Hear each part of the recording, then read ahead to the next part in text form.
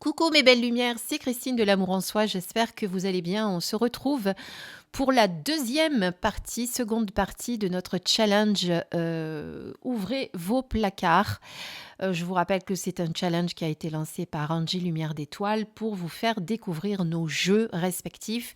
Plusieurs chaînes, évidemment, se sont lancées dans le challenge. Vous pouvez les retrouver. Je vous avais mis quelques liens la dernière fois lors de la première vidéo. Et nous, on va découvrir la deuxième vidéo avec la suite des 7 questions que Angie Lumière d'Étoile nous a suggérées pour nous aider à choisir nos jeux. Alors, j'avoue que ça n'a pas été facile, ces 7 suivantes questions, puisqu'il y en a encore 7 derrière, puisqu'il y aura 3 parties, parce que j'ai eu beaucoup de mal à répondre à certaines, parce que j'en ai plusieurs. À chaque fois, des fois, j'avais plusieurs choix, et il a fallu que mon choix se porte sur un, alors j'avoue que ça a été compliqué. Alors, la première question, c'est celui que je garderai toujours. Quel est l'oracle ou le tarot que je garderai toujours? Alors, j'ai choisi de vous montrer le 77, enfin les 77 exactement, de Alias Kay, que j'ai acheté il n'y a pas très très longtemps, je crois qu'il y a 1 an à peu près. Alors, c'est un jeu que je ne pourrais pas me séparer. Voilà. C'est un jeu que vous pouvez utiliser en divination, bien entendu. En guidance aussi. Voilà. Donc, c'est un jeu, quand on l'a acquis, bon, alors après, il y en a certains qui le revendent. Moi, personnellement, je ne pourrais pas le revendre. C'est comme ça, je ne peux pas le revendre. Donc, je pense que celui-ci, je le garderai toujours. C'est un de mes petits chouchous. Voilà. En plus, j'aime beaucoup le format. Ce format carré qui est parfait. Les cartes sont assez intuitives. Voilà, il faut juste familiariser un petit peu avec. Elle a sorti plusieurs éditions, dont une édition de luxe. Puis elle a également sorti une espèce d'extension, on va dire, avec les cartes astro aussi, que j'ai. Mais voilà, en tout cas, ça c'est le premier jeu que je garderai toujours, je pense. Il n'y a pas que celui-ci, c'est sûr, mais il a fallu que je fasse un choix. Voilà, alors pour la question numéro 2, j'ai le jeu Réconfort, le doudou antidépresseur. Et j'ai choisi le petit oracle de Steph, qui est un oracle de Stéphanie Gras. Alors pourquoi je l'aime beaucoup en tant que doudou deck antidépresseur? Parce que les illustrations sont assez, entre guillemets, enfantines, ce qui fait qu'elles me permettent de me relier à mon enfant intérieur. Et quand on se relie à son enfant intérieur, eh bien c'est vrai que on arrive à travailler sur pas mal de choses. Et ça nous aide aussi à consoler notre enfant, ça nous aide à beaucoup de choses. Voilà, donc quand j'ai un petit coup de blues, eh bien, c'est vers celui-ci que j'irai principalement, même si je vais en avoir également là plusieurs à vous suggérer.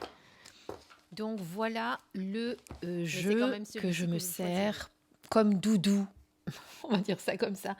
Non, le jeu doudou qui vous aide et qui vous aide dans les moments difficiles et un peu antidépresseur, quoi, vous voyez?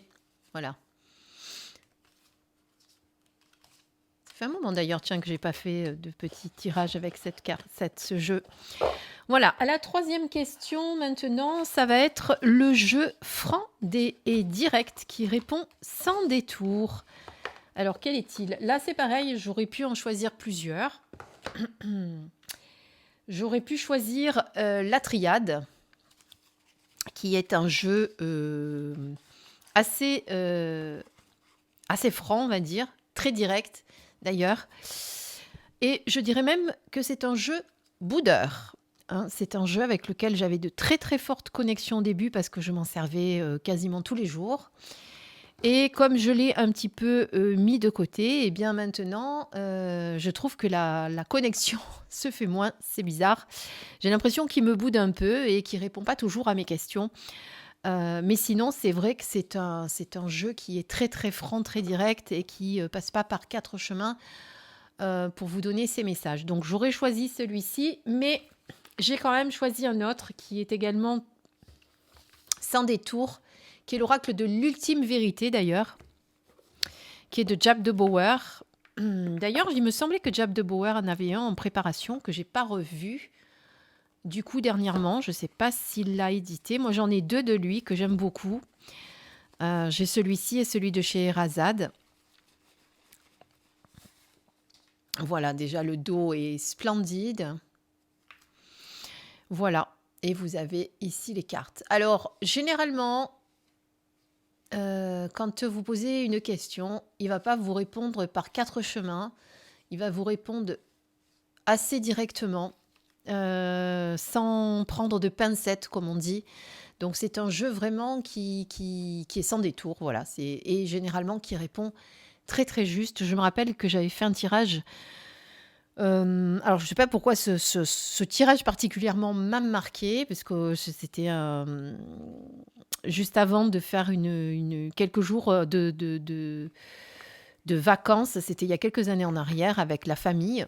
On était tous ensemble. On avait loué quelque chose où on était tous ensemble.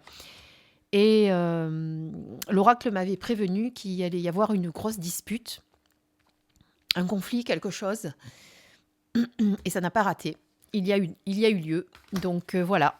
C'est pour ça que ça m'a marqué, parce que je me souviens qu'il m'avait prévenu à l'avance. Alors pour moi, ça me semblait un petit peu aberrant, parce qu'on s'entend tous très bien et qu'il n'y avait pas de raison que.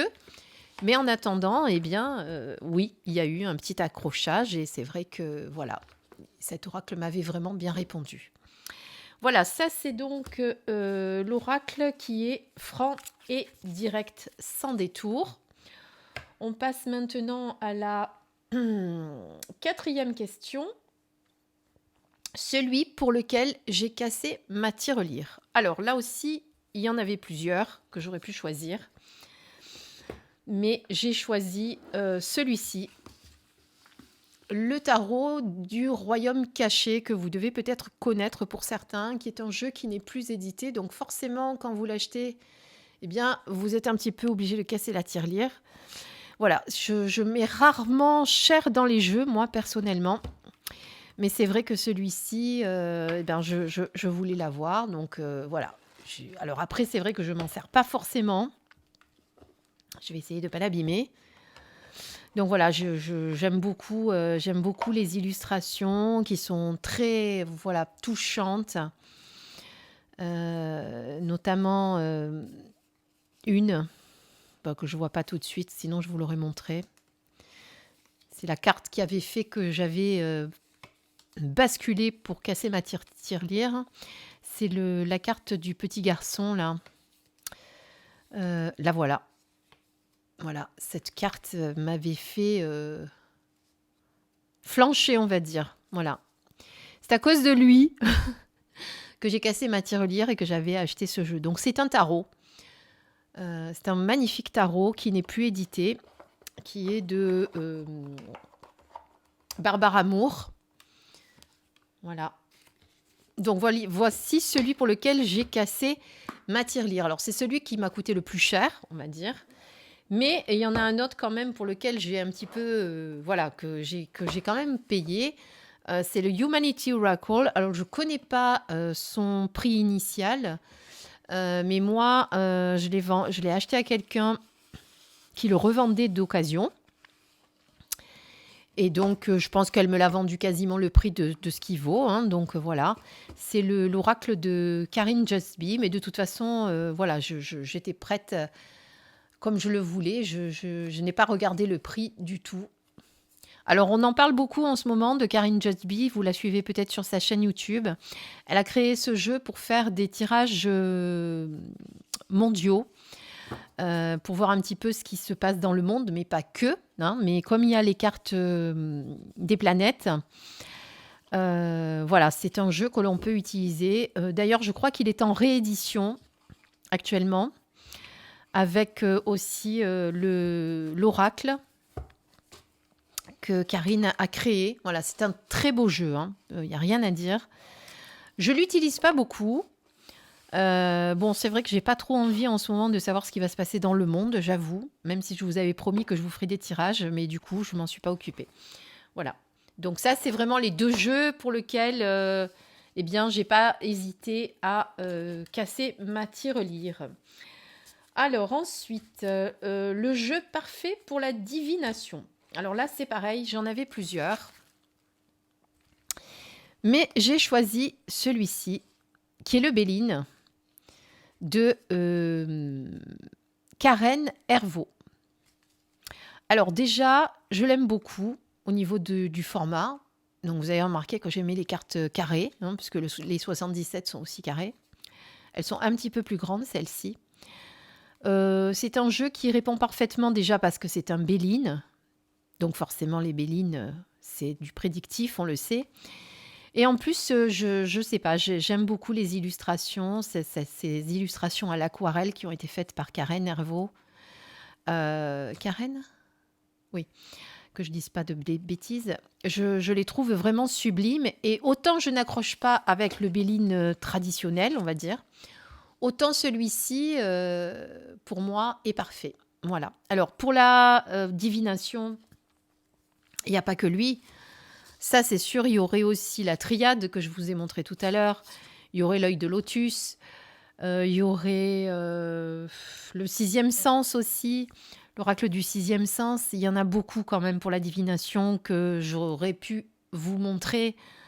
Mais bon, il fallait que le choix se porte sur sur un seul jeu. Donc voici vers où mon cœur est allé. Donc ça, c'est le jeu spécial divination. Après, le jeu parfait pour la guidance. Alors là, c'est pareil. Ils sont quasiment tous parfaits pour la guidance, je veux dire. Plus certains que d'autres, peut-être.